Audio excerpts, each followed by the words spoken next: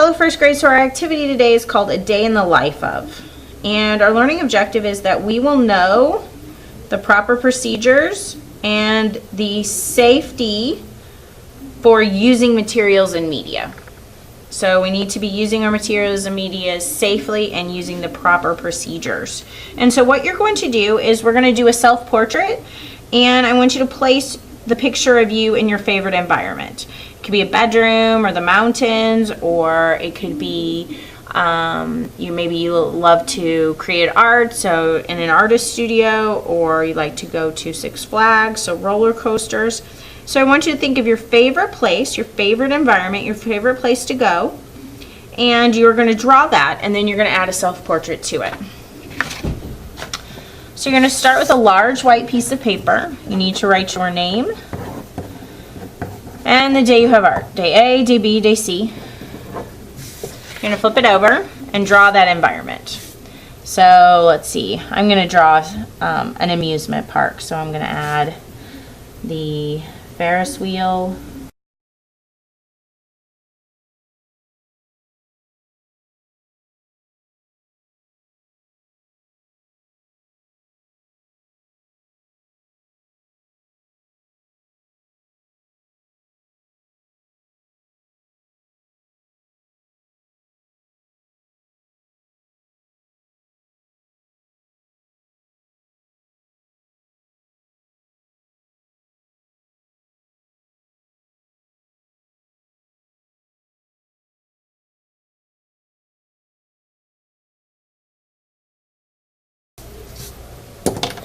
So after you get your drawing just the way you want it, then you're going to outline it with black permanent marker.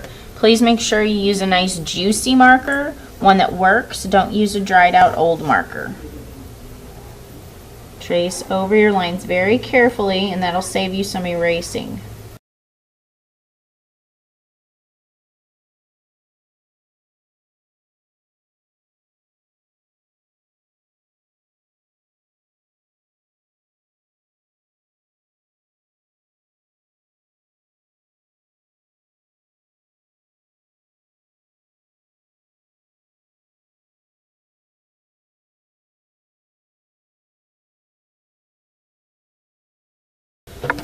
After you trace everything with a marker, you're going to erase any pencil lines that you have poking out to clean up your drawing. Alright, so to add color to your environment, you can use any drawing media that you like: markers, crayons, colored pencils, oil pastel. Or if you'd like to use tempera cakes, you may use tempera cakes. For my finished example, I use tempera cakes. So, and I also use some crayon for the details, because tempera cakes is going to hide any small details that you have. They won't show up. They'll actually, paint is really hard to show detail with. So you might need to use crayon or oil pastel for the small details, and then if you really want to use tempera cake, use tempera cake for like the big areas like the land and the sky.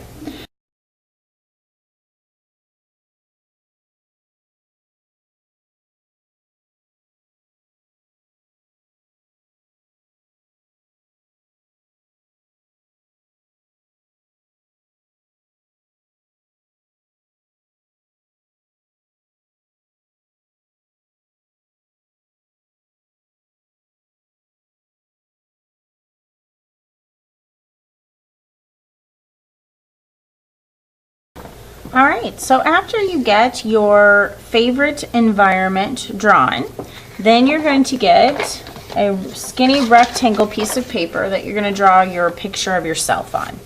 And I'd like you to draw it filling the paper. It doesn't have to go from top to bottom, but really fill the space. You know, you could leave a little bit of space at the top, but just make sure it fills the space. So you're going to draw a picture of you. So I usually start with an oval for the head, a neck, shoulders. Now, you may want to be doing something. In my finished example, I was watering the plants, so I drew my arms holding a flower and holding a watering can. Or you just might be standing there. It's completely up to you.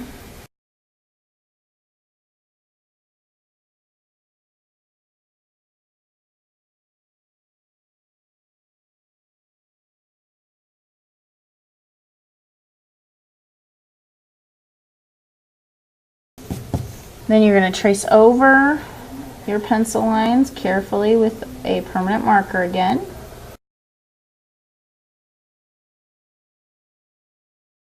Erase all of your pencil lines that might be poking out. And then I want you to use the skin colored crayons to color in your face, and if you have other skin like hands and arms and things. So pick a skin colored crayon that kind of matches your hand, and you're going to color in your face, your ears, your neck, arms, hands, and legs if they're showing. And then you're going to use crayon for the rest of it. So on the background, you can use any drawing media you want. For your self-portrait, you need to use crayon for your self-portrait. And so now you're going to take your self-portrait and put it into your environment. So the way that you do that is you're going to cut your self-portrait out. Cut along the outer edge of your black marker line. Leave your marker line on there. Cut it out as neatly as possible. If you accidentally cut a hand off or cut a leg off, just bring me the pieces and we'll tape them back together.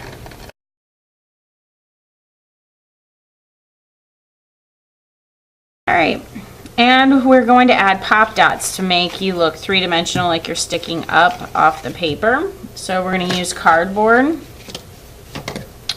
And so I have some skinny legs here, so if I put cardboard on them, the cardboard has to be skinnier than my legs. Or I could put them on my feet.